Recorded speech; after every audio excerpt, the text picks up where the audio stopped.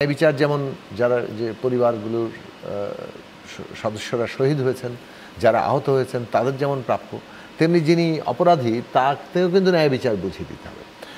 এই বিচার ডিলেইড হওয়া মানে হচ্ছে যে এটা আসলে বরং অবিচারের জায়গাতে চলে যাবে। যেভাবে হত্যাকাণ্ড হয়েছে, একটা তো হচ্ছে 15 বছর ধরে গুম খুন হামলা মামলা, বিরোধী দলের নির্যাতনের যে ব্যাপার আমরা দেখেছি, সেটা তো একটা বিচার প্রক্রিয়ার দাবি তো আছেই, এবং সেটা নিশ্চয়ই বিচারের প্রক্রিয়ার মধ্যে দিয়ে যাবে।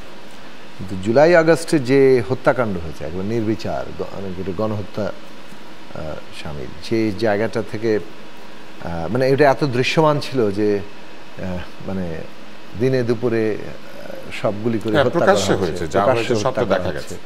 এবং এখন এত ধরনের আপনার কি বলে যে মানে নানা ধরনের সাক্ষ্য মানে এভিডেন্স পাওয়া যাচ্ছে, যে টেলিফোন সংলাপ, তারা কথা বলছেন, অর্ডার দিচ্ছেন, এবং সবচেয়ে বড় ব্যাপার হচ্ছে যে রাজ সাক্ষীও আছে, মানে খোদ পুলিশের আইজি সাক্ষ্য দিচ্ছেন। এবং এই পুরো প্রক্রিয়াটা থেকে আসলে এখানে মানে এটার কোনো সকলের কাছে এতটাই স্পষ্ট যে এই বিচার ডিলেইড হওয়া মানে হচ্ছে যে এটা আসলে বরং অবিচারের জায়গাতে চলে যাবে। এই বিচার ডিলেইড হওয়ার কোনো সুযোগ তো না। সেই দিক থেকে বিচার প্রক্রিয়া হয়েছে। এখন যিনি দেশ ছেড়ে চলে গেছেন, তিনি তো কি করে গেছেন এটা জানেন, ফলে আসলে ওই জায়গাটা তার নাই যে দেশে আসলে তাকে কী জিনিস ফেস করতে হবে। জনতার যে ক্ষোভ, মানুষের যে ক্ষোভ, সেই ক্ষোভ ফেস করতে হবে। ফলে এইটা তাদের দিক থেকে নিশ্চয়ই অনেক কথা থাকবে, উপস্থিতির বিচার, এই প্রসঙ্গগুলো তারা তুলবেন। কিন্তু উপস্থিতি তো তার সরকারের দিক থেকে উপস্থিত হওয়ার জন্য বলা হচ্ছে, যে দেশে আশ্রয় নিয়েছেন সেই দেশকে দাবি জানানো হচ্ছে। ফলে তিনি তো উপস্থিত হচ্ছেন না তার বিচার। এখন তার তাই বলে তিনি উপস্থিত না, পালিয়ে আছেন অথবা অন্য দেশে আশ্রয় নিয়েছেন, তাই বলে তার বিচার হবে না। এই দেশের মানুষের প্রত্যেকটা পরিবার, যাদের তারা সন্তান হারিয়েছেন, যারা তাদের স্বজন হারিয়েছেন, তাদের যে ক্ষোভ, তাদের যে বেদনা, সেটার কোনো রকম হিলিং হবে না।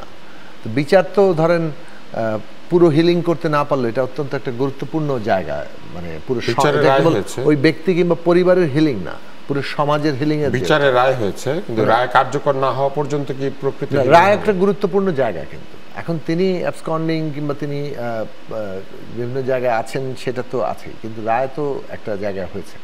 এখন আমরা সবসময় যে কথাটা বলেছি যে ন্যায় বিচারটা হবে আমাদের রাষ্ট্রের নতুন যে যাত্রা, সেটার ভিত্তি। এবং ন্যায় বিচার যেমন যারা যে পরিবারগুলোর সদস্যরা শহীদ হয়েছেন, যারা আহত হয়েছেন তাদের যেমন প্রাপ্য, তেমনি যিনি অপরাধী তাকেও কিন্তু ন্যায় বিচার বুঝিয়ে দিতে হবে। এখন এটা ঠিক যে মৃত্যুদণ্ড নিয়ে তো এই প্রশ্ন আছে, সেটা একটা ফিলসফিক্যাল কোয়েশ্চেন, আমরা সমালোচনাগুলো বহু দেশেই, কিন্তু বাংলাদেশের আইনে সর্বোচ্চ শাস্তি কিন্তু এখনো মৃত্যুদণ্ড যেহেতু বহাল আছে, সুতরাং সেই জায়গায় আপনার এই প্রশ্নটার সামনে আসবেই যে যে ধরনের অপরাধ সংঘটিত হয়েছে সেখানে সর্বোচ্চ শাস্তির নিচে আসলে তার যাওয়া যাচ্ছে না, কারণ এইটার তাতে সেক্ষেত্রে ন্যায় বিচার লঙ্ঘিত হবে বলে অনেকের কাছে সেটা মনে হবে।